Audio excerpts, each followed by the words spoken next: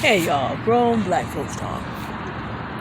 What if the people you need are really out in front of you? Now, there's a lot of conversation about divestment. There's a lot of conversation about interracial this and that. I don't think that goes deep enough. I don't even think the conversation about hypergamy goes deep enough. We gotta solve some other things first. Do you realize that when you were a child, when you were in the womb, the person you primarily needed was your mother? But everybody that you were going to meet that was going to have the life that you have today, for good or bad, was in front of you. The doctors, whoever delivered you, your father, was really going to determine what your life was going to be like. All of them were out in front of you. When you finish with elementary school, most of the people are going to be still out in front of you. Even up to middle age. Now, middle age, people start doing something called settling, which means they're no longer looking for people out in front of them. And because they stop understanding this as well, this is where people really begin to settle in. This is where the curiosity usually stops. Now, of course, now there's probably a very good reason for that. Usually by middle age, a lot of responsibilities have come along. But, your children are still out in front of you, and all the people that they will be are out in front of you. And then old age is a different adventure, and all the people that you will need to help you get through your old age, most of them are still out in front of you. Let's look at this another way. Our ancestors, who are African American, were brought here stripped of everything but their essential humanity. Literally everything. And in the hands of people attacking that. So that meant that they had to form relationships and as much community as they could in positions that were vastly under-resourced. Now, obviously, they did a great deal with that. They changed the world with that. They built the foundational capital for a new nation and gave us some of the greatest art that has ever been created, ever, in that situation. So we don't take that away. To be that under-resourced and to pull all that out of your essential humanity is an achievement unequaled in history. Nonetheless, it did lead to certain problems. If you wanted to be free, everybody that you were going to meet that was going to help you with that, practically everybody. If you had people behind you who, for whatever reason, did not feel they could go, they may have helped out along the way.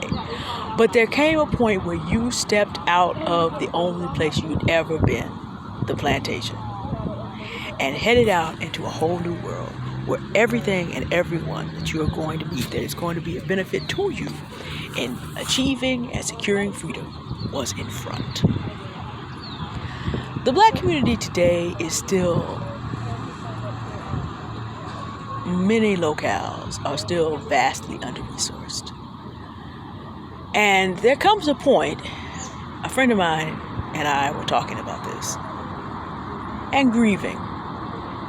I know I have a great number of black women subscribers, and I recognize I have a great number of black men who, really, black men and black women are behaving as you would expect in a deprived community, pointing fingers at each other and making plans to escape that don't understand, that don't agree with the other one.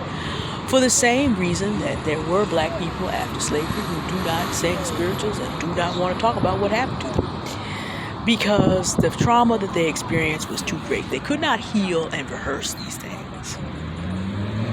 There are black people who experienced Jim Crow, still alive, who will not talk about that. Because again, they could not heal in the place of their trauma. They could not heal rehearsing anything that reminded them of the trauma. And so in our communities, we're also dealing with the same thing when I see black men talking to black women and vice versa. Looking at each other and thinking about the struggle and wanting a way out and not seeing how they escape together. To me, this is an unbalanced position on both sides. And I do seek balance now. I really understand the importance of it. I work hard. I rest seriously now. What I observe is that our ancestors who are revered, who are remembered, are the ones that did what they had to do. They had to leave everybody behind because the people they needed were in front of them. But they loved their people, and so that didn't stop them from reaching back. I love my people dearly. I always have and I always will. I was raised to have that feeling about black people. I was around primarily powerful, noble, godly people. So it's natural for me to love my own people. And that includes men, women, and children. It is not rational for me as a teacher of children, in which they are both boys and girls, to give up on one half of the black race, whatever it may happen to be. But I also recognize my life is beautiful because I did not have to divest. I survived gentrification. So I could sit here in the park and make beautiful videos and take long walks and have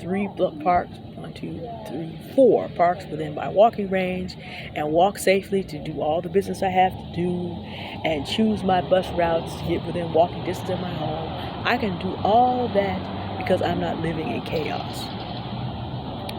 So I recognize that. So how do I find balance? And not everyone's called to do this because, like I said, some people cannot heal rehearsing or in the places. Most people cannot heal where they were traumatized. And even though the neighborhood is gentrified, sometimes it is a struggle for me. Most people cannot heal rehearsing it. Not everybody who left the community in the time of our ancestors came back. Harriet Tubman is remembered because she did. But not everyone's called. But countless ancestors whose names we will never know helped to man the Underground Railroad when it had to run to Canada. Countless others funded things that other abolitionists, black and white, were doing. Some became abolitionists. Frederick Douglass, he used his voice and his pen to be able to help to free his people. And countless others did other things without ever stepping foot on a plantation ever again. 180,000 of them became the United States colored troops. 180,000 men and a countless number of women who nursed them. When white hospitals and white chaplains and when white doctors and nurses would not touch them. So 300,000-400,000 black people provided support to the Union, provided soldiers and support to the Union Army and Navy. Names we do not know. Nonetheless, they found their way without returning to the places that hurt them. But all of them had to have a first recognition. Where I am is not where I need to be. I have to leave what I know. The things and the people that I need to experience freedom are out in front of me. I'm not a divester. I never will be. I love my people. I have seen the end of this locale in terms of being a black community. I grieve it. There's nothing I can do. I was talking to my friend about how she sees similar signs in her own community, and sometimes all there is to do is leave. You can only do so much where there are no resources. If you're called to reach back, you can reach back. But first, understand, do not feel unnecessary guilt, because the people that you need always are in front of you. How deep does this go, by the way? As a Christian, if I live to be older than my father is now, he's in his mid-80s, on the day that I die, most of the people I'm going to serve the Lord with are still going to be in front of me. How long is eternity again? So since the people that you need are in front of you, no matter who you are, we're talking about why hell is hell. One of the reasons why is that folks have literally settled and there's going to be no growth and no meeting new people that are growing in anything. But that's a conversation for another day, maybe a Sunday school beyond. But the people you need are in front of you. So if they're not with you, and chances are they're not, if you come from an under-resourced community, feel no type of way. Every human being has a right to go to their freedom. And you can't do it where you are. Then go find your people. All right, y'all have a good day. Goodbye. Thank you for listening.